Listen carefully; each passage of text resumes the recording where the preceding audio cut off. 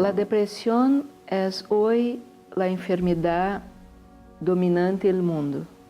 Es una información de la Organización Mundial de la Salud.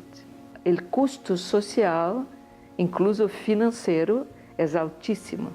Isso hablando solamente de la depresión. Podemos hablar de todos los brotes psicóticos, de todos os problemas de salud psicoafectiva, emocional, cognitiva.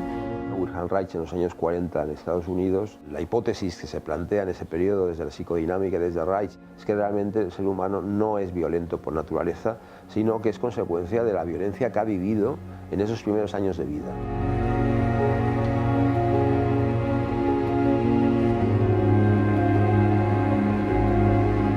Je trouve que la période de la naissance semble être une période importante en ce qui concerne l'activité épigénétique.